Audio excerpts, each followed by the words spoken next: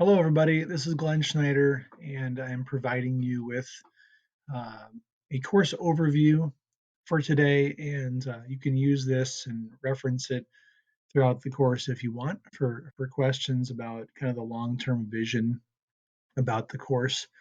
Um, Again, we had meant to make this an online meeting, and um, just didn't want to waste people's time with technological issues. And if you've ever been in part of an online class where people are trying to sign in and having difficulties, it really can wind up becoming kind of a big waste of time. So the plan is to get a little more information and do some trial, sign-ons and things, and make sure that we have all of you signing in successfully before we try it on the meeting day. So we'll attempt to meet in July on the second date, as published in the syllabus.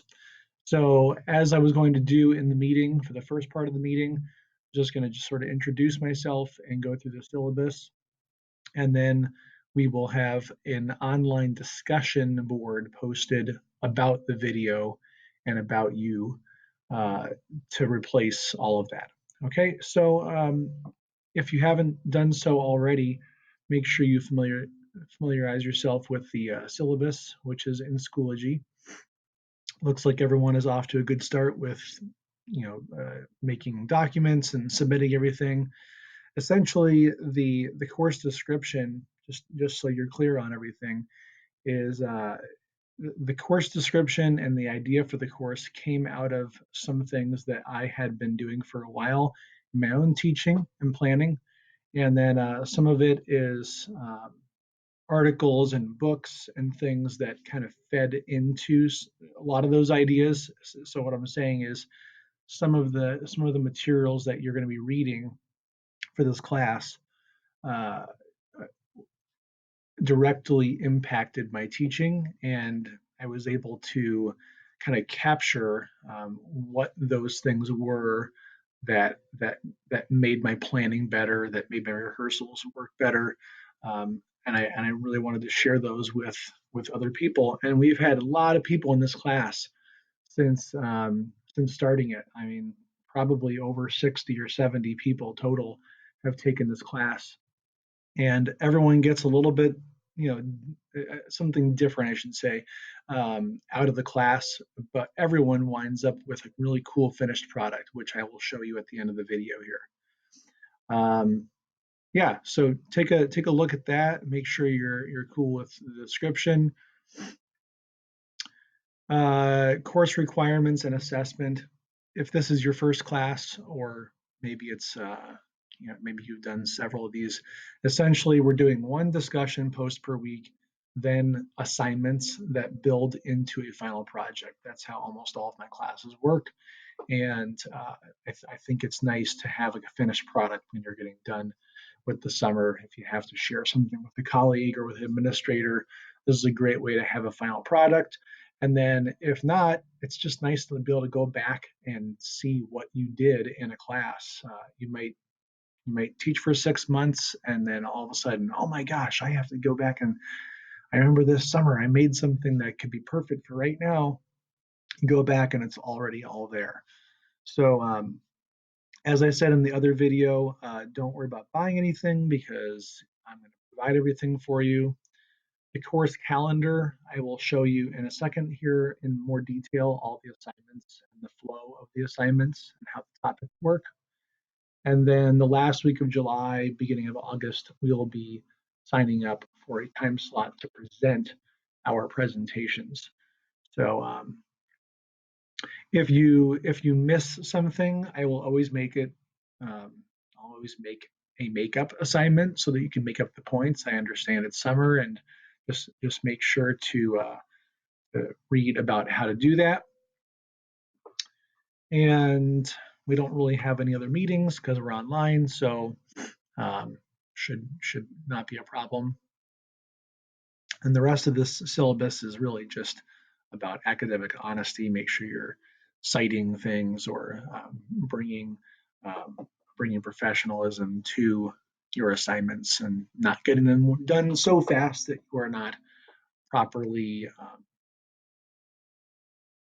citing or whatever. So use professional language and all that stuff. If you this disability statement is simply if you feel like there's something in a class that you don't understand or something that prevents you from getting an assignment done, please communicate now or communicate whenever you feel like that is an issue. This has never really been an issue, but several times we've asked for people to communicate things.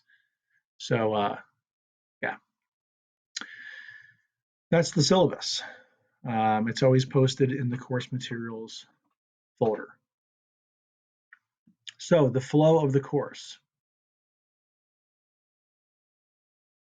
If you go into module 1 and you have already, gotten work done on this, then you're seeing discussion post based on an article that you read, and then several assignments that are broken up into pieces or one big assignment. As you know, the philosophy of music education topic was this week. Next week, we move into choosing a repertoire, and we're going to read something by H. Robert Reynolds, who used to be the director at Michigan, who is now at University of USC in California. And this is just a topic about how to get going with choosing repertoire and trying to find out what is really true to you about what you want to select for repertoire, and then what other people would say is good repertoire. So it's just a good way to get you thinking about why you choose certain pieces, what things you want your students doing throughout the school year that make it a good overall choice. All right, so we're going to be kind of committing to the repertoire in our piles and organizing some of it into module 3. We're also going to talk about how to get students involved in the repertoire planning, and I'm hoping that you'll be able to share some ways that you've done that. All the way through this course, we're constantly updating the Google Sheet that you create so that more columns are being filled down the page. So, right now you don't need to worry about filling much in. Just take your time each week. We're going to get more and more done. You could work ahead, but some of the assignments ask you to do specific things. So just take your time. Let the course take its flow through that assignment, because these aren't hard assignments. It's just little by little by little, and it should make it so you don't have to have like an overwhelming amount of work at one particular time. Preparation and progression will be a little mini module about score study and rehearsal planning.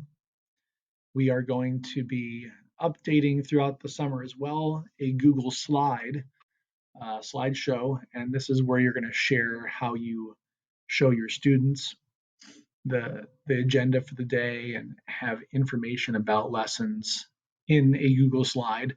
I know a lot of my colleagues and people across the country use that to have like a rehearsal agenda posted in the classroom. So we're going to be sharing those and showing examples of those in there.